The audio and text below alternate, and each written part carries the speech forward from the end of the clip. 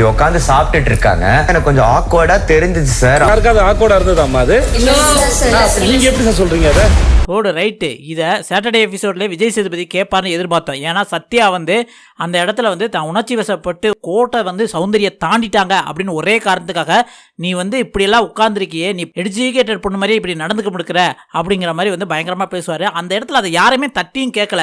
ஏன்னா சத்யாவோட க்ளோஸாக இருந்த வந்து நிறைய பேர் வந்து அதை வேடிக்கை தான் பார்த்தாங்க. சத்யா மாட்டிக்கிட்டோம் அப்படிங்கிற மாதிரி தான் நம்மளுக்கு தோணுச்சு. அதில் முத்துக்குமரன் மட்டும் வந்து கண்ணை காமிச்சிருப்பாரு, அப்படியெல்லாம் பேசாத அப்படிங்கிற மாதிரி கண்ணை காமிச்சிருப்பார் போலுக்க. அதை கேட்டுட்டு சத்யா கொஞ்சம் ஆஃப் ஆயிட்டாப்ல. இருந்தாலும் வந்து அந்த விஷயத்தை வந்து நான் அப்படி தப்பா பேசிட்டேன்னு உணர்ற தருணத்துல பாய்ஸ் டீமே நிறைய பேர் வந்து நீ தப்பால ஒன்றும் பேசல, சரியா தானே பேசியிருக்க, அந்த பொண்ணு அப்படிதான் நடந்திருக்கா அப்படின்னு வந்து 24/7 விஜய் விசாலே வந்து சொல்லியிருப்பான். அதனால கண்டிப்பா விஜய் விசாலுக்கும் பயங்கரமா வந்து விஜய் சேதுபதி வச்சு செய்வாரு அப்படின்னு தோணுது. ஏன் அப்படின்னா விஜய் சேதுபதி வந்து மறைமுகமா விஜய் விசாலை வந்து இந்த சண்டே எபிசோட்ல பயங்கரமா திட்டிருக்காரு. என்ன அப்படின்னு பாத்தீங்கன்னா, நீங்க வந்து 24/7 வந்து தேவையில்லாத நிறைய விஷயங்கள் பேசுறீங்க, அதை நாங்கெல்லாம் பார்க்கல அப்படின்னு நினைச்சிட்டு பேசாதீங்க, நாங்கள் எல்லாமே பார்த்துக்கிட்டு தான் இருக்கோம், யோசிச்சு பேசுங்க அப்படின்ட்டு சத்யாவுக்கு மட்டும் இல்லாமல் விஜய் விசாலுக்கும் ஒரு வார்னிங் வந்து விஜய் சேதுபதி கொடுத்துருக்காரு.